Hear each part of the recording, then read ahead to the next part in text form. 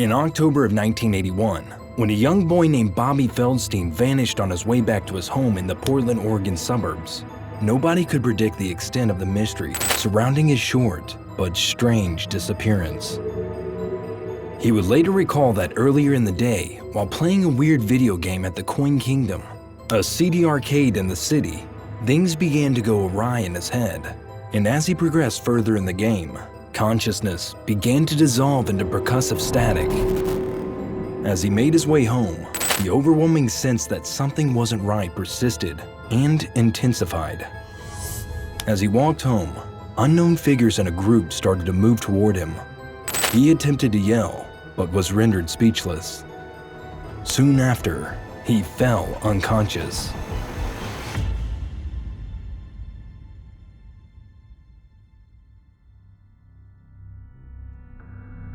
Bobby woke up in a dark cave, still immobile, even though his shackles had become actual objects. He was released from his restraints by a boy who had been severely injured. As they escaped together via tunnels, Bobby claims that he was certain they were being watched. By the time they came out of the tunnels, the youngster had disappeared, and Bobby was alone in a dense forest, some 60 miles outside of Portland. After some time, he returned home and told his family what had happened, but nobody was convinced. Years later, he guides walking tours around Portland, frantically attempting to persuade others that he experienced a terrible, real-life event that began whilst playing in the Coin Kingdom arcade. Let's dive in.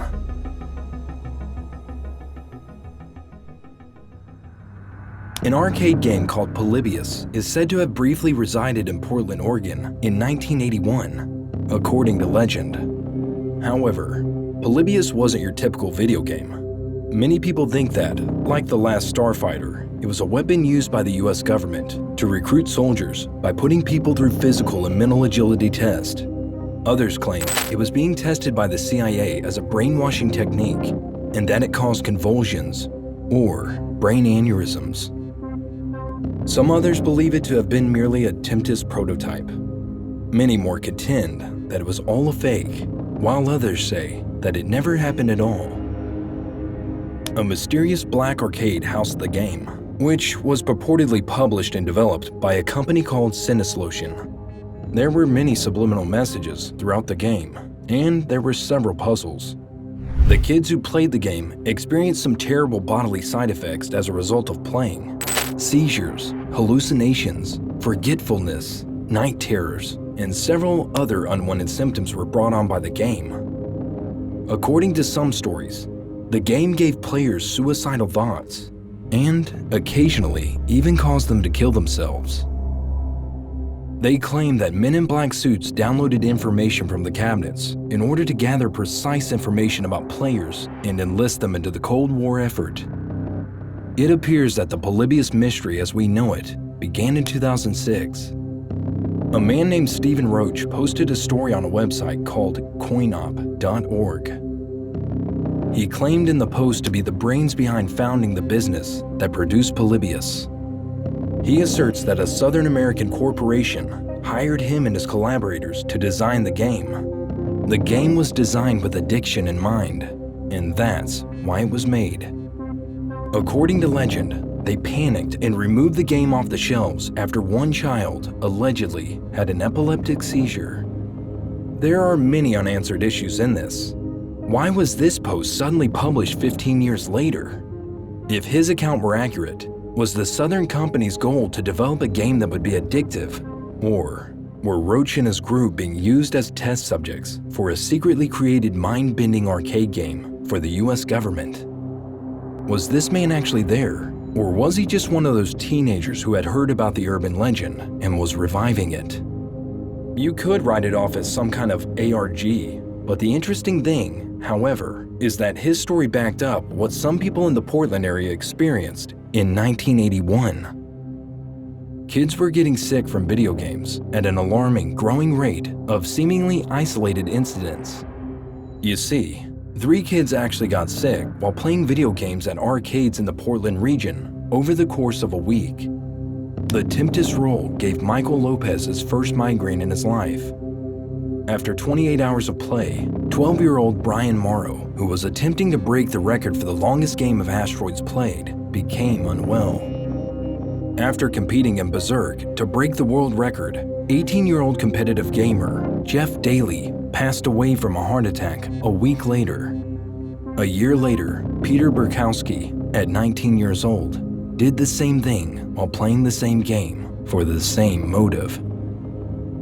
The idea of the government using mind control to recruit assets for the Cold War isn't actually that far-fetched. We all know and love the show Stranger Things, but did you know it was based off of a true story? Yep. The United States government was concerned that Soviet, Chinese, and North Korean agents were employing mind control to brainwash American prisoners of war in Korea in the 1950s and 1960s, at the height of the Cold War. In response, Project MKUltra was given the go-ahead by Allen Dulles, director of the Central Intelligence Agency, or CIA, in 1953. The clandestine effort sought to create methods for using drugs and other psychological tricks to manipulate people's behavior against the Soviet bloc adversaries. More than 150 human experiments, including psychedelic substances, paralytics, and electroshock therapy, were conducted as a part of the program. Even when the hallucinogens began to work, there were instances when the test volunteers were unaware that they were taking part in a study.